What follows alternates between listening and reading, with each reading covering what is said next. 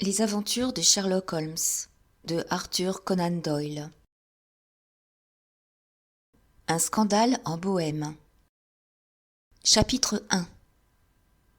Pour Sherlock Holmes, elle est toujours la femme. Il la juge tellement supérieure à tout son sexe qu'il ne l'appelle presque jamais par son nom. Elle est, et elle restera, la femme. Aurait-il donc éprouvé à l'égard d'Irène Adler un sentiment voisin de l'amour ? Absolument pas. Son esprit lucide, froid, admirablement équilibré, répugnait à toute émotion en général, et à celle de l'amour en particulier. Je tiens Sherlock Holmes pour la machine à observer et à raisonner la plus parfaite qui ait existé sur la planète. Amoureux, il n'aurait plus été le même. Lorsqu'il parlait des choses du cœur, c'était toujours pour les assaisonner d'une pointe de raillerie ou d'un petit rire ironique. Certes, en tant qu'observateur, il les appréciait. N'est-ce pas par le cœur que s'éclairent les mobiles et les actes des créatures humaines ? Mais en tant que logicien professionnel, il les répudiait. Dans un tempérament aussi délicat, aussi subtil que le sien, l'irruption d'une passion aurait introduit un élément de désordre dont aurait pu pâtir la rectitude de ses déductions. Il s'épargnait donc les émotions fortes, et il mettait autant de soin à s'en tenir à l'écart qu'à éviter, par exemple, de fêler l'une de ses loupes ou de semer des grains de poussière dans un instrument de précision. Telle était sa nature. Et pourtant, une femme l'impressionna. La femme, Irène Adler, qui laissa néanmoins un souvenir douteux et discuté. Ces derniers temps, je n'avais pas beaucoup vu Holmes. Mon mariage avait séparé le cours de nos vies.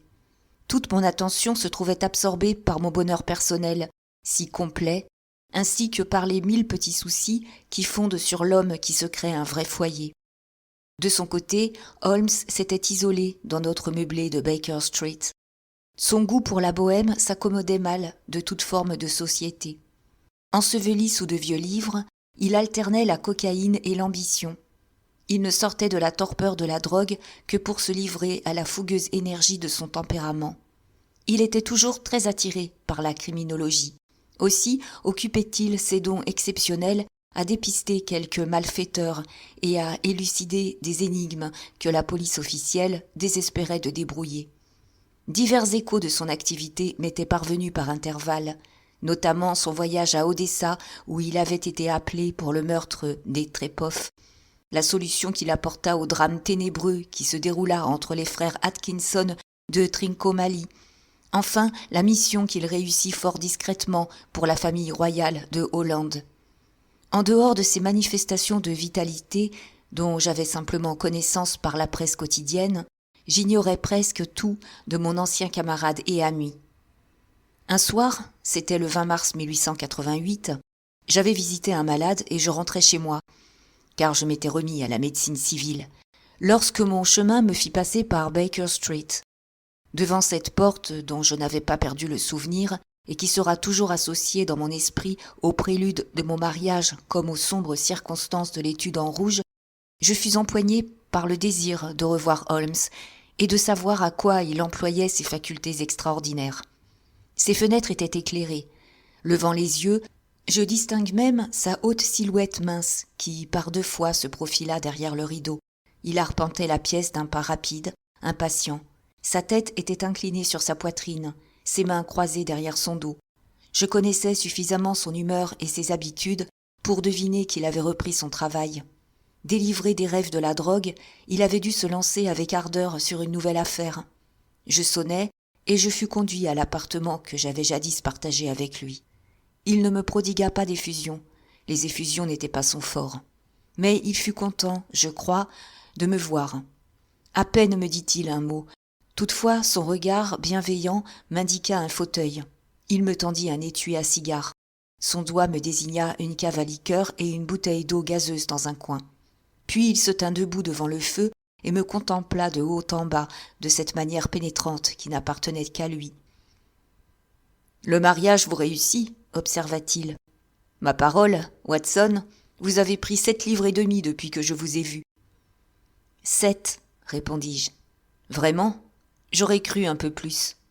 Juste un tout petit peu plus, j'imagine, Watson. Et vous avez recommencé à faire de la clientèle, à ce que je vois. Vous ne m'aviez pas dit que vous aviez l'intention de reprendre le collier. Alors, comment le savez-vous ? Je le vois, je le déduis. Comment sais-je que récemment vous vous êtes fait tremper et que vous êtes nanti d'une bonne maladroite et peu soigneuse ? Mon cher Holmes, dis-je, ceci est trop fort. Si vous aviez vécu quelques siècles plus tôt, vous auriez certainement été brûlé vif. Eh bien, oui, il est exact que jeudi j'ai marché dans la campagne et que je suis rentré chez moi en piteux état. Mais comme j'ai changé de vêtements, je me demande comment vous avez pu le voir et le déduire. Quant à Mary Jane, elle est incorrigible. Ma femme lui a donné ses 8 jours. Mais là encore, je ne conçois pas comment vous l'avez deviné. Il rit sous cape et frotta l'une contre l'autre ses longues mains nerveuses. C'est d'une simplicité enfantine, dit-il.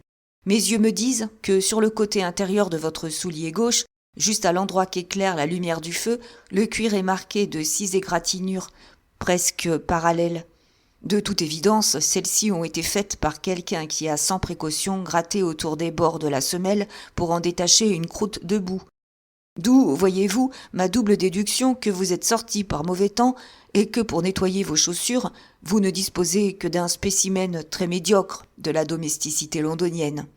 En ce qui concerne la reprise de votre activité professionnelle, si un gentleman qui entre ici, introduit avec lui des relents d'iodoforme, arbore sur son index droit la trace noire du nitrate d'argent et porte un chapeau haute forme pourvu d'une bosse indiquant l'endroit où il dissimule son stéthoscope, je serais en vérité bien stupide de ne pas l'identifier comme un membre actif du corps médical. Je ne pus m'empêcher de rire devant l'aisance avec laquelle il m'expliquait la marche de ses déductions.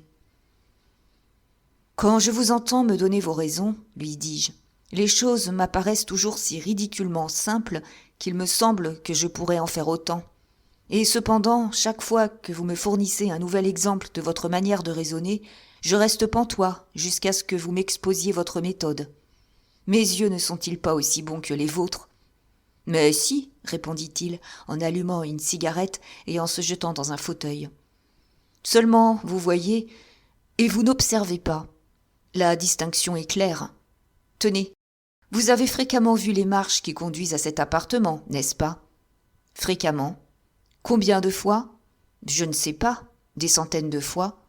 Bon, combien y en a-t-il ? Combien de marches ? Je ne sais pas. Exactement. Vous n'avez pas observé. Et cependant, vous avez vu. Toute la question est là. Moi, je sais qu'il y a 17 marches, parce que, à la fois, j'ai vu et observé.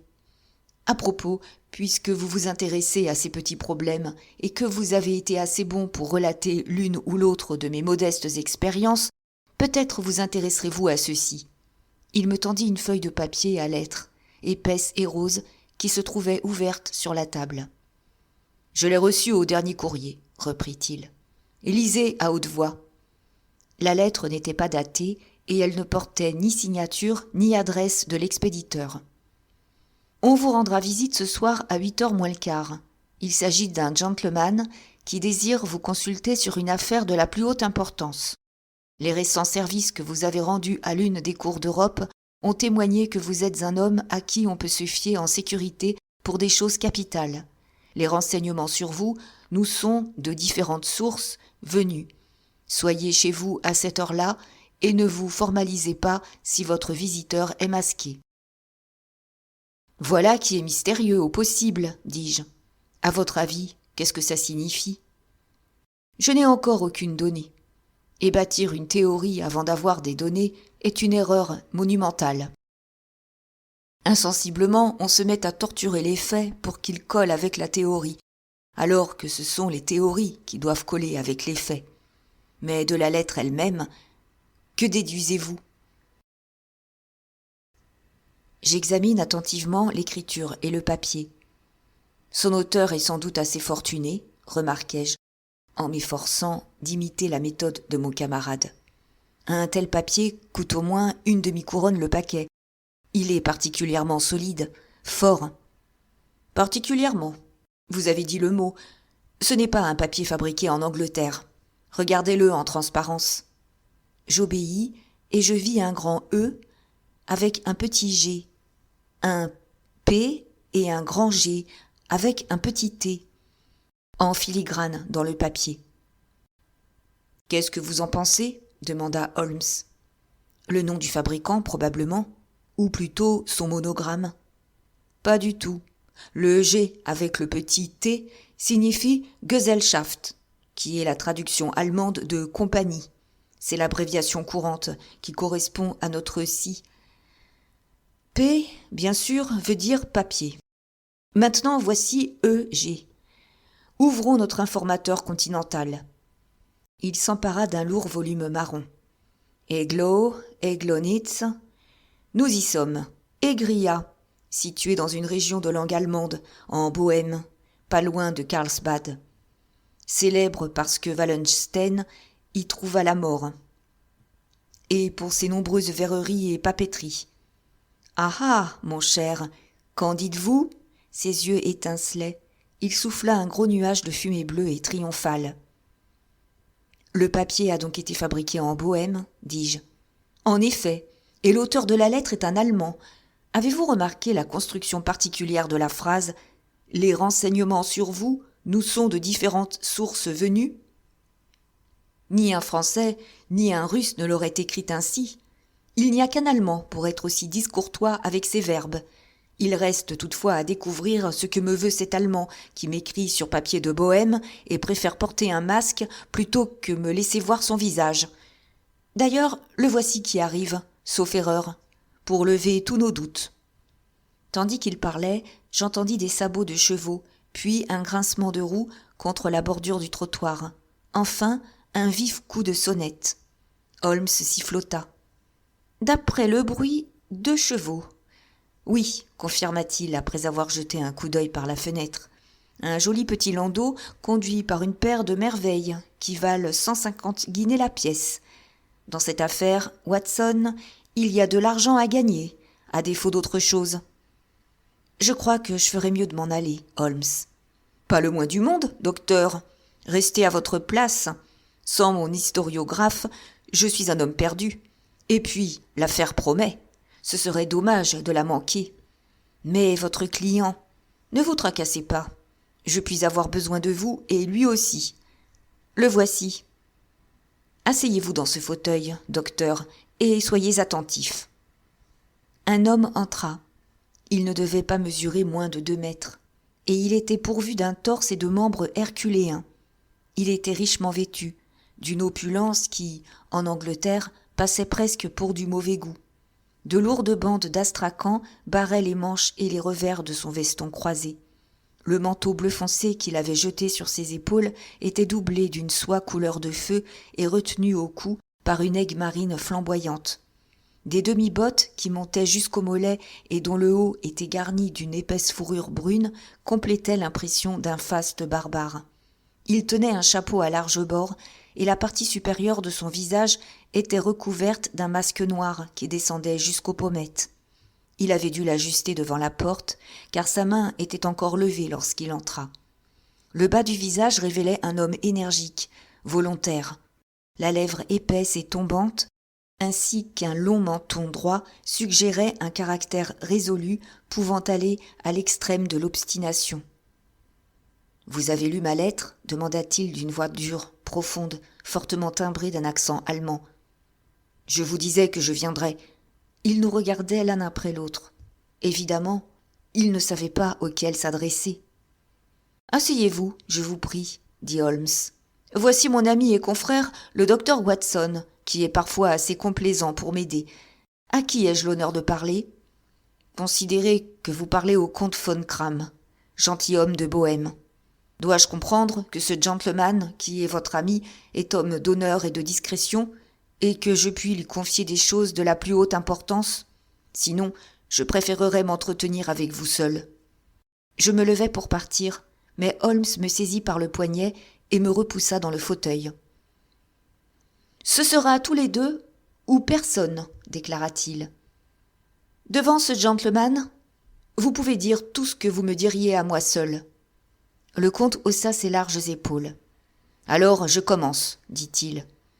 par vous demander le secret le plus absolu pendant 2 années. Passé ce délai, l'affaire n'aura plus d'importance. Pour l'instant, je n'exagère pas en affirmant qu'elle risque d'influer sur le cours de l'histoire européenne.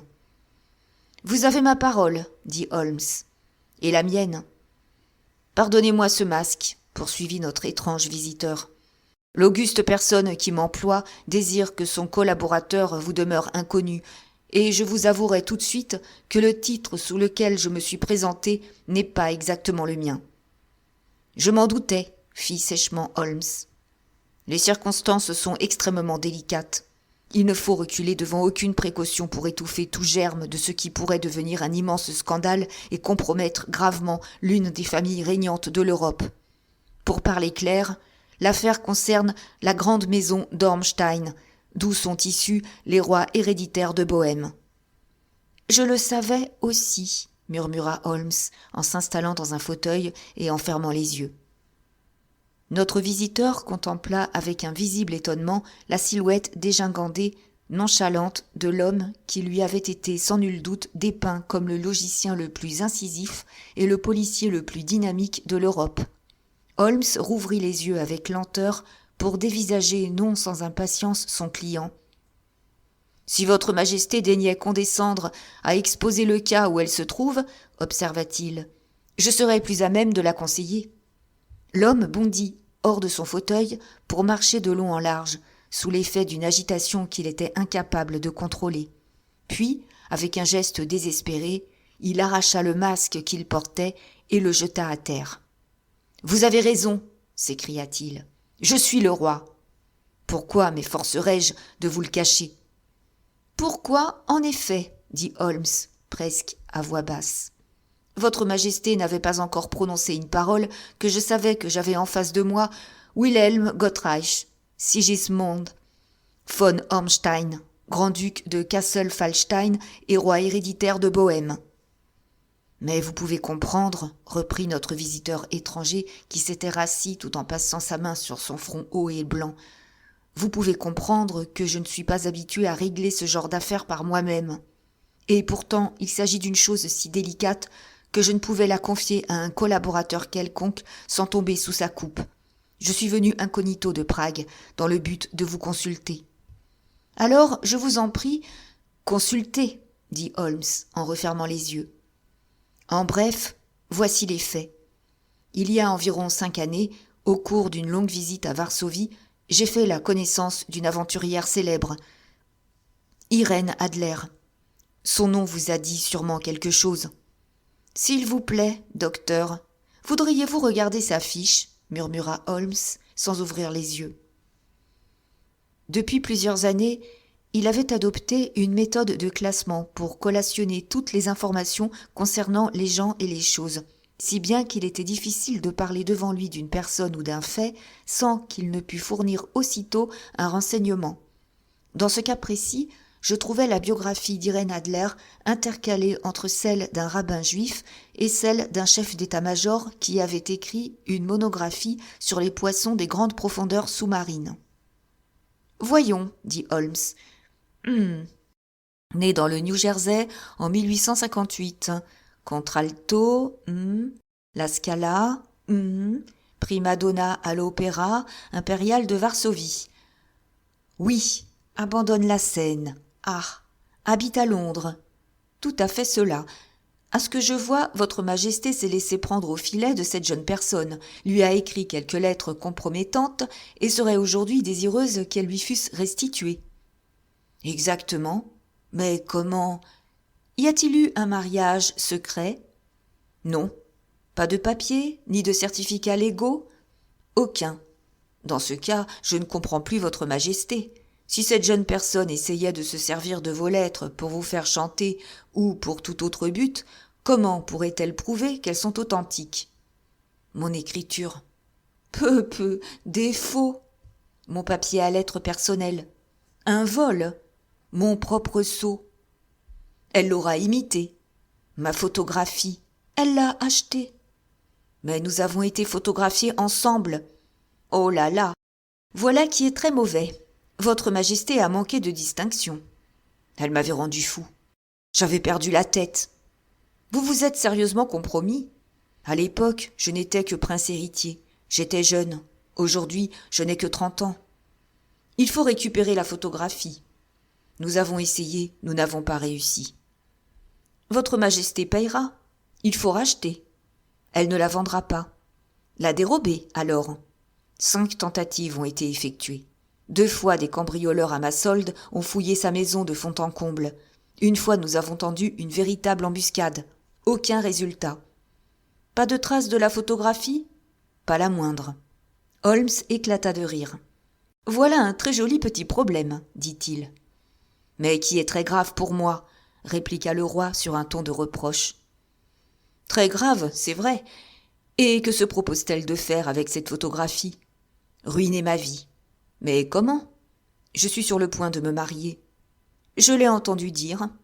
Avec Clotilde Lothman, de Saxe-Meiningen, la seconde fille du roi de Scandinavie.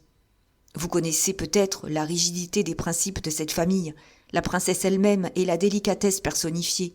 Si l'ombre d'un doute plane sur ma conduite, tout sera rompu. Et Irène Adler menace de leur faire parvenir la photographie. Et elle le fera. Je suis sûre qu'elle le fera. Vous ne la connaissez pas. Elle a une âme d'acier. Elle combine le visage de la plus ravissante des femmes avec le caractère du plus déterminé des hommes. Plutôt que de me voir mariée avec une autre, elle irait aux pires extrémités. Au pire. Êtes-vous certain qu'elle ne l'a pas encore envoyée? Certain. Pourquoi? Parce qu'elle a déclaré qu'elle l'enverrait le jour où les fiançailles seraient publiées. Or, elles seront rendues publiques lundi prochain. Oh, mais nous avons encore 3 jours devant nous, laissa tomber Holmes, en étouffant un bâillement. Heureusement, car j'ai pour l'heure 1 ou 2 affaires importantes à régler. Votre Majesté ne quitte pas Londres? Non, vous me trouverez au Langham, sous le nom de comte von Kram. Alors je vous enverrai un mot pour vous tenir au courant de la marche de l'affaire. Je vous en prie, je suis terriblement inquiet. Et quant à l'argent, je vous laisse carte blanche. Absolument? Je donnerai l'une des provinces de mon royaume en échange de cette photographie. Et pour les frais immédiats? Le roi chercha sous son manteau une lourde bourse en peau de chamois et la déposa sur la table.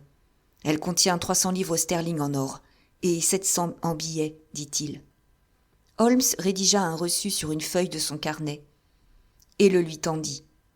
Et l'adresse de la demoiselle? Demanda-t-il. Briony Lodge, Serpentine Avenue, St. John's Wood. Holmes la nota avant d'interroger. Une autre question. La photographie est format album? Oui. Bien. Bonne nuit, Majesté. J'ai confiance. Nous aurons bientôt d'excellentes nouvelles à vous communiquer. Et à vous aussi. Bonne nuit, Watson. Ajouta-t-il, lorsque les roues du landau royal s'ébranlèrent pour descendre la rue. Si vous avez la gentillesse de passer ici demain après-midi à 3 heures, je serai heureux de bavarder un peu avec vous. Chapitre 2. À 3 heures précises, j'étais à Baker Street, mais Holmes n'était pas encore de retour. La logeuse m'indiqua qu'il était sorti un peu après 8 heures du matin. Je m'assis au coin du feu avec l'intention de l'attendre aussi longtemps qu'il le faudrait. Déjà, cette histoire me passionnait. Elle ne se présentait pas sous l'aspect lugubre des 2 crimes que j'ai déjà relatés. Toutefois, sa nature même ainsi que la situation élevée de son héros lui conféraient un intérêt spécial. Par ailleurs, la manière qu'avait mon ami de maîtriser une situation et le spectacle de sa logique incisive, aiguë, me procuraient un vif plaisir. J'aimais étudier son système de travail et suivre de près les méthodes, subtiles autant que hardies, grâce auxquelles il désembrouillait les écheveaux les plus inextricables. J'étais si accoutumé à ses succès que l'hypothèse d'un échec ne m'effleurait même pas. Il était près de 4 heures quand la porte s'ouvrit pour laisser pénétrer une sorte de valet d'écurie qui semblait pris de boisson. Rougeot, hirsute, il étalait de gros favoris et ses vêtements étaient minables. L'étonnant talent de mon ami pour se déguiser m'était connu, mais je dus le regarder à 3 reprises avant d'être sûr que c'était bien lui. Il m'adressa un signe de tête et disparut dans sa chambre, d'où il ressortit 5 minutes plus tard, habillé comme à son ordinaire d'un respectable costume de tweed. Il plongea les mains dans ses poches, allongea les jambes devant le feu et partit d'un joyeux rire qui dura plusieurs minutes. « Eh bien, ça alors » s'écria-t-il. Il suffoquait, il se reprit à rire, et il rit de si bon cœur qu'il dut s'étendre, à court de souffle, sur son canapé. « Que se passe-t-il ? C'est trop drôle. Je parie que vous ne devinerez jamais comment j'ai employé ma matinée, ni ce que j'ai fini par faire. Je ne sais pas. Je suppose que vous avez surveillé les habitudes et peut-être la maison de mademoiselle Irène Adler. C'est vrai, mais la suite n'a pas été banale. Je vais tout vous raconter. Ce matin, j'ai quitté la maison un peu après 8 heures, déguisé en valet d'écurie cherchant de l'embauche. Car entre les hommes de chevaux, il existe une merveilleuse sympathie, presque une franc-maçonnerie. Si vous êtes l'un des leurs, vous saurez en un tournement tout ce que vous désirez savoir. J'ai trouvé de bonne heure Briony Lodge. Cette villa est un bijou. Située juste sur la route, avec un jardin derrière, 2 étages, une énorme serrure à la porte. Un grand salon à droite, bien meublé, avec de longues fenêtres descendant presque jusqu'au plancher et pourvues de ces absurdes fermetures anglaises qu'un enfant pourrait ouvrir. Derrière, rien de remarquable, sinon une fenêtre du couloir qui peut être atteinte du toit de la remise. J'ai fait le tour de la maison, je l'ai examinée sous tous les angles, sans pouvoir noter autre chose d'intéressant. J'ai ensuite descendu la rue en flânant et j'ai découvert, comme je m'y attendais, une écurie dans un chemin qui longe l'un des murs du jardin. J'ai donné un coup de main au valet qui bouchonnait les chevaux. En échange, j'ai reçu une pièce de monnaie, un verre de whisky, un peu de gros tabac pour bourrer de pipes et tous les renseignements dont j'avais besoin sur mademoiselle Adler, sans compter ceux que j'ai obtenus sur une demi-douzaine de gens du voisinage et dont je me moque éperdument. Mais il fallait bien que j'écoute aussi leur biographie, n'est-ce pas ? « Quoi, au sujet d'Irène Adler ?» demandai-je. Oh, elle a fait tourner toutes les têtes des hommes de là-bas. C'est la plus exquise des créatures de cette terre. Elle vit paisiblement, chante à des concerts, sort en voiture chaque jour à 5 heures, pour rentrer dîner à 7 heures précises, rarement à d'autres heures, sauf lorsqu'elle chante. Ne reçoit qu'un visiteur masculin, mais le reçoit souvent. Un beau brun, bien fait, élégant. Il ne vient jamais moins d'1 fois par jour, et plutôt 2. C'est un monsieur Godfrey Norton, membre du barreau. Voyez l'avantage qu'il y a d'avoir des cochers dans sa confidence. Tout cela le connaissait pour l'avoir ramené chacun 12 de fois de Serpentine Avenue. Quand ils eurent vidé leur sac, je fis les 100 pas du côté de la villa, tout en élaborant mon plan de campagne. Ce Godfrey Norton était assurément un personnage d'importance dans notre affaire, un homme de loi. Cela s'annonçait mal. Quelle était la nature de ses relations avec Irène Adler, et pourquoi la visitait-il si souvent ? Était-elle sa cliente, son amie ou sa maîtresse ? En tant que cliente, elle lui avait sans doute confié la photographie pour qu'il la garde. En tant que maîtresse, c'était moins vraisemblable. De la réponse à cette question dépendait mon plan. Continuerai-je à travailler à Briony Lodge ? Ou m'occuperai-je plutôt de l'appartement que ce monsieur possédait dans le quartier des avocats ? Je crains de vous ennuyer avec ces détails, mais il faut bien que je vous expose toutes mes petites difficultés si vous voulez vous faire une idée exacte de la situation. Je vous écoute attentivement. J'étais en train de peser le pour et le contre dans ma tête quand un fiacre s'arrêta devant Briony Lodge. Un gentleman en sortit. C'était un très bel homme, brun, avec un nez droit, des moustaches. De toute évidence, l'homme dont on m'avait parlé. Il semblait très pressé, cria au cocher de l'attendre et s'engouffra à l'intérieur dès que la bonne lui eut ouvert la porte. Visiblement, il agissait comme chez lui. Il y avait 1 demi-heure qu'il était arrivé. J'avais pu l'apercevoir, par les fenêtres du salon, marchant dans la pièce à grandes enjambées. Il parlait avec animation et il agitait ses bras. Elle, je ne l'avais pas vue. Soudain, il ressortit. Il paraissait encore plus nerveux qu'à son arrivée. En montant dans son fiacre, il tira une montre en or de son gousset. « Filez comme le vent !» cria-t-il. D'abord chez Gross et Hankey à Regent Street, puis à l'église Sainte-Monique dans Edgware Road. 1 demi-guinée pour boire si vous faites la course en 20 minutes. Les voilà partis. Je me demande ce que je dois faire, si je ne ferais pas mieux de les suivre, quand débouche du chemin un coquet petit landau. Le cocher a son vêtement à demi boutonné, sa cravate sous l'oreille. Les attaches du harnais sortent des boucles. Le landau n'est même pas arrêté qu'elle jaillit du vestibule pour sauter dedans. Je ne l'ai vue que le temps d'un éclair, mais je peux vous affirmer que c'est une fort jolie femme, et qu'un homme serait capable de se faire tuer pour ce visage-là. « À l'église Sainte-Monique, John !» crie-t-elle, « et un demi-souverain, si vous y arrivez en 20 minutes. » C'est trop beau pour que je rate l'occasion. J'hésite. Vais-je courir pour attraper le landau et monter dedans, ou me cacher derrière ? Au même moment, voici un fiacre. Le cocher regarde à deux fois le client déguenillé qui lui fait signe, mais je ne lui laisse pas le temps de réfléchir, je saute. « À l'église Sainte-Monique, lui dis-je. Et un demi-souverain pour vous, si vous y êtes en moins de 20 minutes. » Il était midi moins 25. Naturellement, ce qui se manigançait était clair comme le jour. Mon cocher fonça. Je ne crois pas que j'ai jamais été conduit aussi vite, mais les autres avaient pris de l'avance. Quand j'arrive, le fiacre et le landau sont arrêtés devant la porte, leurs chevaux fument. Moi, je paie mon homme et me précipite dans l'église. Pas une âme à l'intérieur, sauf mes deux poursuivis et un prêtre en surplis qui semble discuter ferme. Tous trois se tiennent debout devant l'autel. Je prends par un bas-côté et je flâne comme un oisif qui visite une église. Tout à coup, à ma grande surprise, mes trois personnages se tournent vers moi et Godfrey Norton court à ma rencontre. « Dieu merci !» s'écrie-t-il, « vous ferez l'affaire. Venez, venez. » « Pourquoi faire ? Venez, mon vieux.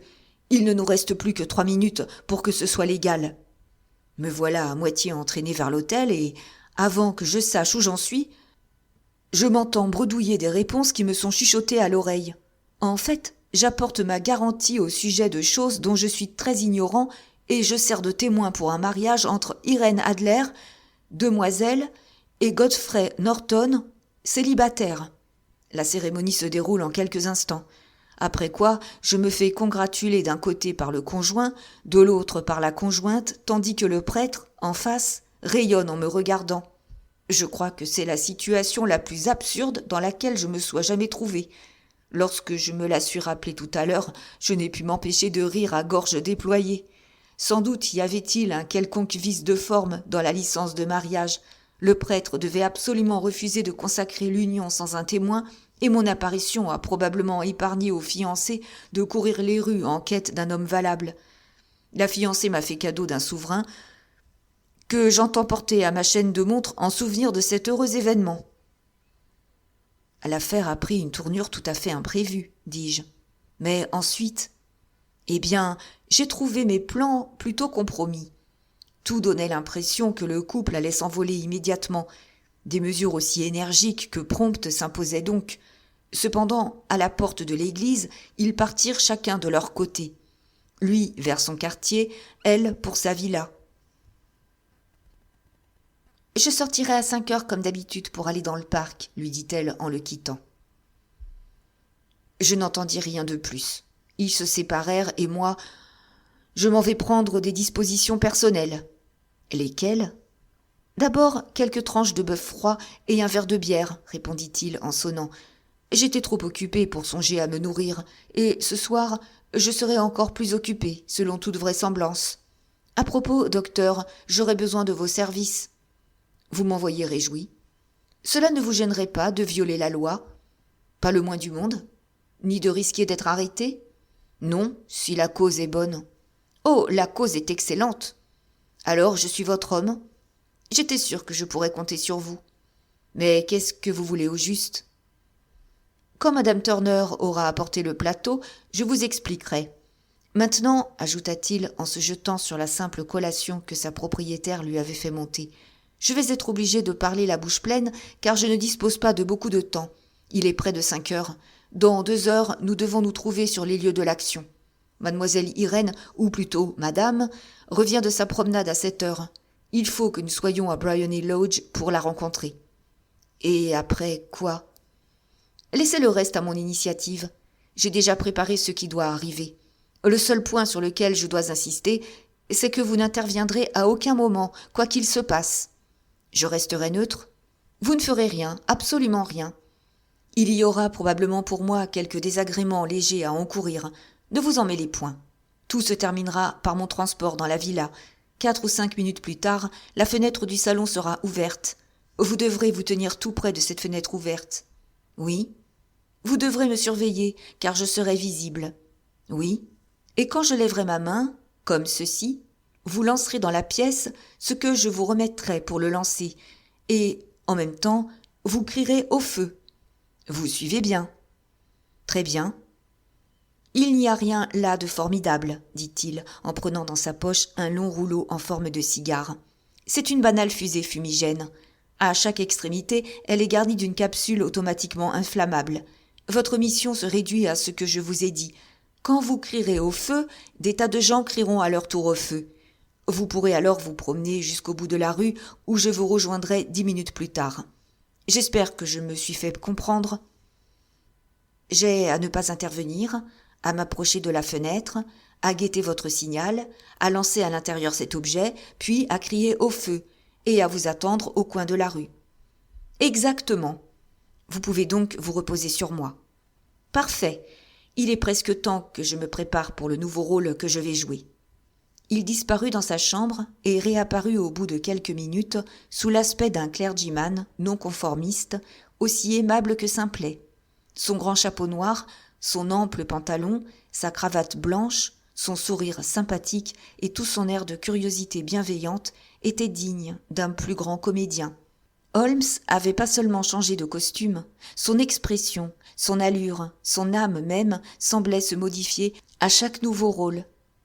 Le théâtre a perdu un merveilleux acteur, de même que la science a perdu un logicien de premier ordre, quand il s'est spécialisé dans les affaires criminelles. Nous quittâmes Baker Street à 6h15 pour nous trouver à 7h moins 10 dans Serpentine Avenue. La nuit tombait déjà, les lampes venaient d'être allumées quand nous passâmes devant Briony Lodge.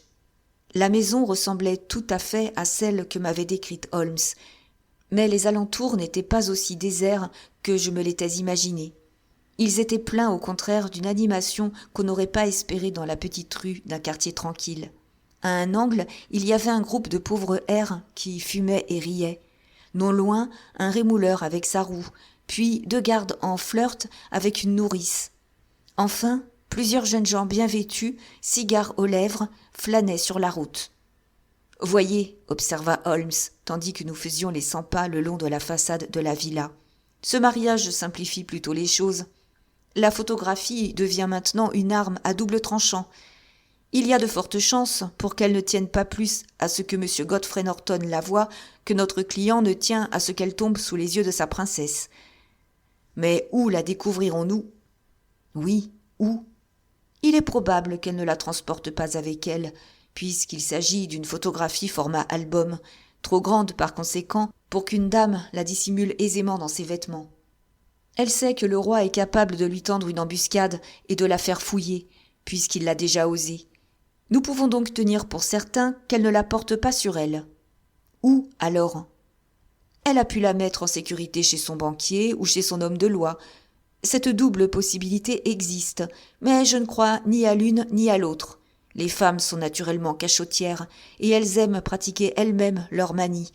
Pourquoi l'aurait-elle remise à quelqu'un ? Autant elle peut se fier à bon droit à sa propre vigilance, autant elle a de motifs de se méfier des influences, politiques ou autres, qui risqueraient de s'exercer sur un homme d'affaires.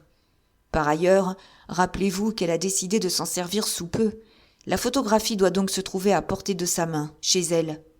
Mais elle a été cambriolée 2 fois. Bah, les cambrioleurs sont passés à côté. Mais comment chercherez-vous ? Je ne chercherai pas.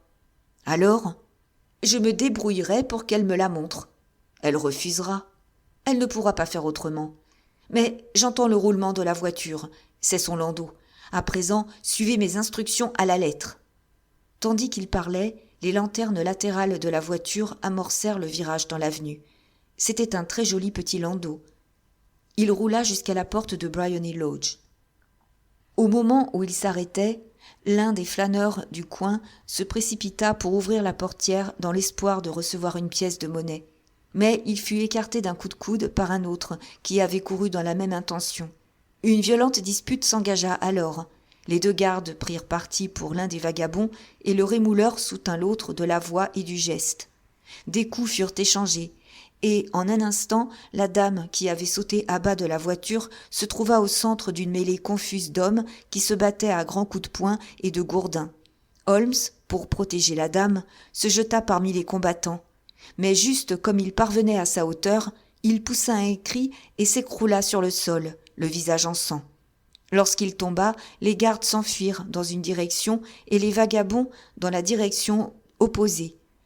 Les gens mieux vêtus, qui avaient assisté à la bagarre sans s'y mêler, se décidèrent alors à porter secours à la dame ainsi qu'aux blessés. Irène Adler, comme je l'appelle encore, avait bondi sur les marches. Mais elle demeura sur le perron pour regarder. Son merveilleux visage profilait beaucoup de douceur sous l'éclairage de l'entrée. « Est-ce que ce pauvre homme est gravement blessé ?» s'enquit-elle. « Il est mort !» crièrent plusieurs voix. « Non, non, il vit encore !» hurla quelqu'un. « Mais il mourra sûrement avant d'arriver à l'hôpital. »« Voilà un type courageux, » dit une femme. « Ils auraient pris à la dame sa bourse et sa montre s'ils n'étaient pas intervenus. C'était une bande, oui, et une rude bande. Ah, il se ranime maintenant. »« On ne peut pas le laisser dans la rue. Peut-on le transporter chez vous, madame ? » ?»« Naturellement. Portez-le dans le salon. Il y a un lit de repos confortable. Par ici, s'il vous plaît. » Lentement, avec une grande solennité, il fut transporté à l'intérieur de Briony Lodge et déposé dans la pièce principale. De mon poste, près de la fenêtre, j'observais les allées et venues. Les lampes avaient été allumées, mais les stores n'avaient pas été tirés, si bien que je pouvais apercevoir Holmes étendu sur le lit. J'ignore s'il était à cet instant, lui, bourrelé de remords, mais je sais bien que moi, pour ma part, je ne m'étais jamais senti aussi honteux que quand je vis quelle splendide créature était la femme contre laquelle nous conspirions, et quand j'assistais aux soins pleins de grâce et de bonté qu'elle prodiguait aux blessés. Pourtant, ça aurait été une trahison, et la plus noire, à l'égard de Holmes, si je m'étais départi du rôle qu'il m'avait assigné. J'endurcis donc mon cœur et empoignai ma fusée fumigène. « Après tout, me dis-je, nous ne lui faisons aucun mal, et nous sommes en train de l'empêcher de nuire à autrui. » Holmes s'était mis sur son séant, et je le vis s'agiter comme un homme qui manque d'air. Une bonne courut ouvrir la fenêtre. Au même moment, il leva la main. C'était le signal. Je jetai ma fusée dans la pièce et criai « Au feu !» Le mot avait à peine jailli de ma gorge que toute la foule des badauds qui stationnaient devant la maison reprit mon cri en chœur. « Au feu !» Des nuages d'une fumée épaisse moutonnaient dans le salon avant de s'échapper par la fenêtre ouverte. J'aperçus des silhouettes qui couraient dans tous les sens. Puis j'entendis la voix de Holmes affirmer que c'était une fausse alerte. Alors je me glissai parmi la foule et je marchai jusqu'au coin de la rue. Au bout d'une dizaine de minutes, j'eus la joie de sentir le bras de mon ami sous le mien et de quitter ce mauvais théâtre. Il marchait rapidement et en silence. Ce fut seulement lorsque nous empruntâmes l'une des paisibles petites rues qui descendent vers Edgware Road qu'il se décida à parler. « Vous avez très bien travaillé, docteur, me dit-il. Rien n'aurait mieux marché. »« Vous avez la photographie ? » ?»« Je sais où elle est. »« Et comment l'avez-vous appris ? » ?»« Elle me l'a montrée, comme je vous l'avais annoncé. »« Je n'y comprends goutte, Holmes. »« Je n'ai pas l'intention de jouer avec vous au mystérieux, » répondit-il en riant. « L'affaire fut tout à fait simple. Vous, bien sûr, vous avez deviné que tous les gens de la rue étaient mes complices. Je les avais loués pour la soirée. » « Je l'avais deviné, à peu près. » Quand se déclencha la bagarre, j'avais de la peinture rouge humide dans la paume de ma main. Je me suis précipité, je suis tombé, j'ai appliqué ma main contre mon visage et je suis devenu le piteux spectacle que vous avez eu sous les yeux. C'est une vieille farce. Ça aussi, je l'avais soupçonné. Ils m'ont donc transporté chez elle. Comment aurait-elle pu refuser de me laisser entrer ? Que pouvait-elle objecter ? J'ai été conduit dans son salon, qui était la pièce, selon moi, suspecte. C'était ou le salon ou sa chambre, et j'étais résolu à m'en assurer. Alors j'ai été couché sur un lit, j'ai réclamé un peu d'air, on a dû ouvrir la fenêtre, et vous avez eu votre chance. Comment cela vous a-t-il aidé ? C'était très important. Quand une femme croit que le feu est à sa maison, son instinct lui commande de courir vers l'objet auquel elle attache la plus grande valeur pour le sauver des flammes. Il s'agit là d'une impulsion tout à fait incontrôlable, et je m'en suis servi plus d'une fois. Tenez, dans l'affaire du château d'Arnsworth, et aussi dans le scandale de la substitution de Darlington. Une mère se précipite vers son enfant, une demoiselle vers son coffre à bijoux. Quant à Notre-Dame d'aujourd'hui, j'étais bien certain qu'elle ne possédait chez elle rien de plus précieux que ce dont nous étions en quête. L'alerte fut admirablement donnée. La fumée et les cris auraient brisé des nerfs d'acier. Elle a magnifiquement réagi. La photographie se trouve dans un renfoncement du mur, derrière un panneau à glissière juste au-dessus de la sonnette. Elle y fut en un instant, et je pus apercevoir l'objet au moment où elle l'avait à demi sorti. Quand je criai que c'était une fausse alerte, elle le replaça, ses yeux tombèrent sur la fusée, elle courut au dehors, et je ne la revis plus. Je me mis debout, et après force excuse, sortis de la maison. J'ai bien songé à m'emparer tout de suite de la photographie, mais le cocher est entré. Il me surveillait de près. Je crus plus sage de ne pas me risquer. Un peu trop de précipitation aurait tout compromis. « Et maintenant ?» demandai-je. « Pratiquement notre enquête est terminée. J'irai demain lui rendre visite avec le roi et vous-même, si vous daignez nous accompagner. On nous conduira dans le salon pour attendre la maîtresse de maison, mais il est probable que quand elle viendra, elle ne trouvera plus ni nous ni la photographie. Sa Majesté sera sans doute satisfaite de la récupérer de ses propres mains. » « Et quand lui rendrons-nous visite ?»« À 8 heures du matin. Elle ne sera pas encore levée ni apprêtée, si bien que nous aurons le champ libre. Par ailleurs, il nous faut être rapide, car ce mariage peut modifier radicalement ses habitudes et son genre de vie. Je vais télégraphier au roi. » Nous étions dans Baker Street, arrêtés devant la porte. Holmes cherchait sa clé dans ses poches, lorsqu'un passant lui lança « Bonne nuit, monsieur Sherlock Holmes !» Il y avait plusieurs personnes sur le trottoir.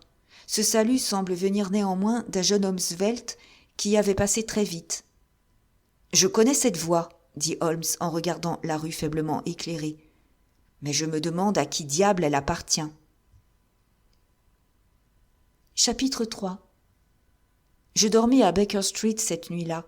Nous étions en train de prendre notre café et nos toasts quand le roi de Bohême pénétra dans le bureau. « C'est vrai ? Vous l'avez eu ?» cria-t-il en empoignant Holmes par les 2 épaules et en le dévisageant intensément. « Pas encore. »« Mais vous avez bon espoir. »« J'ai espoir. »« Alors, allons-y, je ne tiens plus en place. »« Il nous faut un fiacre. »« Non, mon landau attend en bas. » Cela simplifie les choses. Nous descendîmes et, une fois de plus, nous reprîmes la route de Briony Lodge. « Irène Adler est mariée, » annonça Holmes. « Mariée ?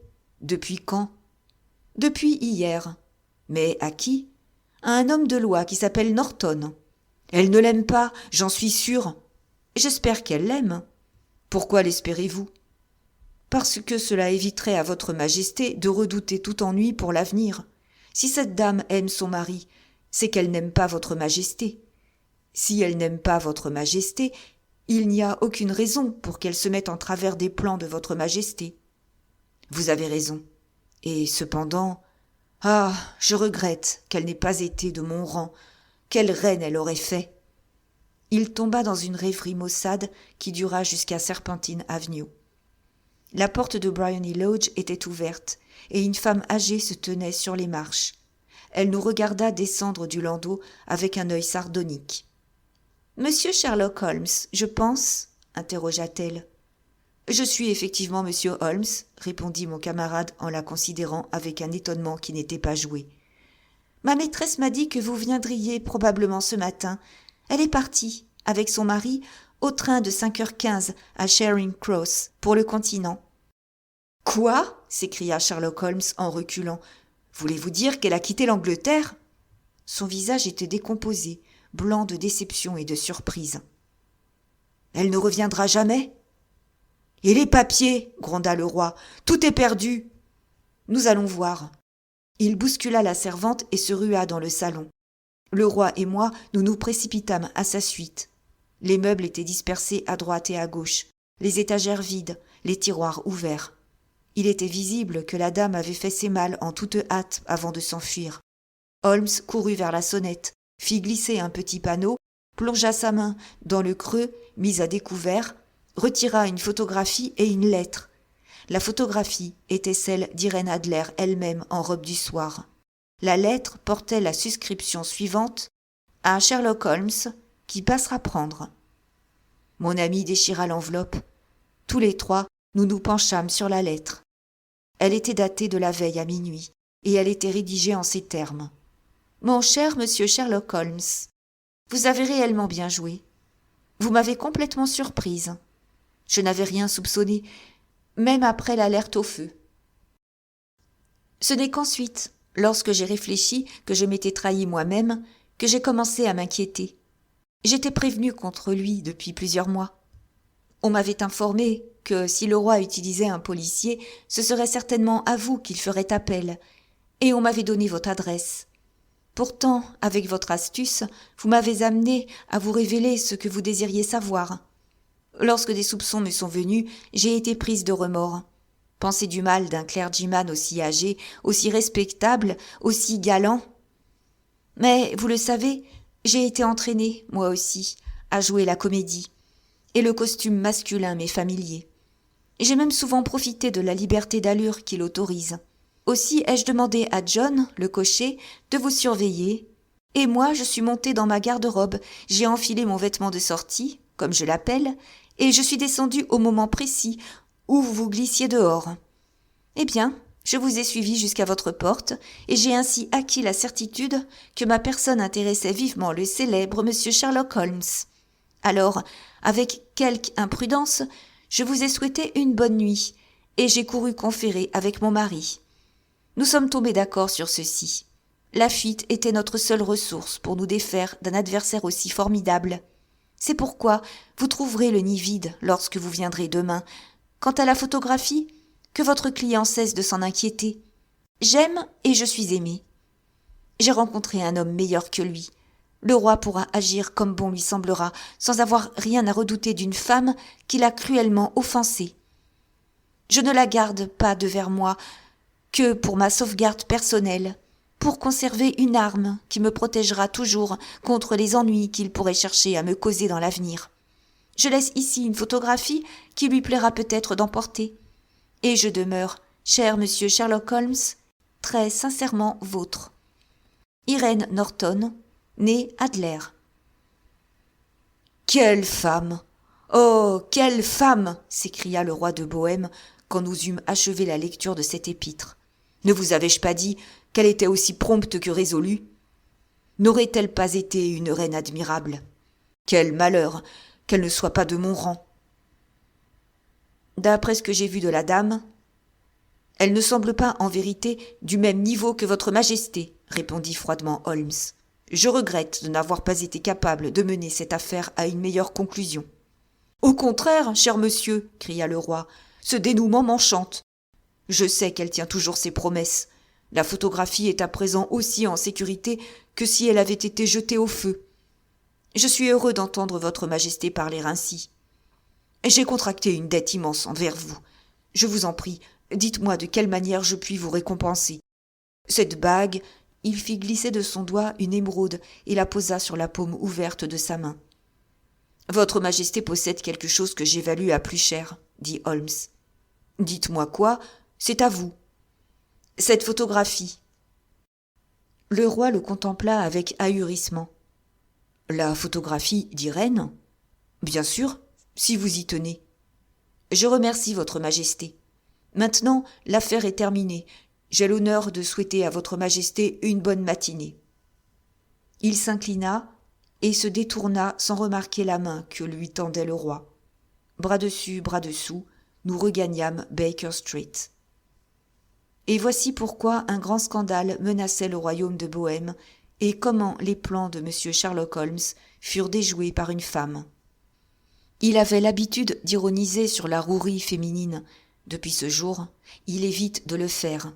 Et quand il parle d'Irène Adler, ou quand il fait allusion à sa photographie, c'est toujours sous le titre très honorable de « La femme ».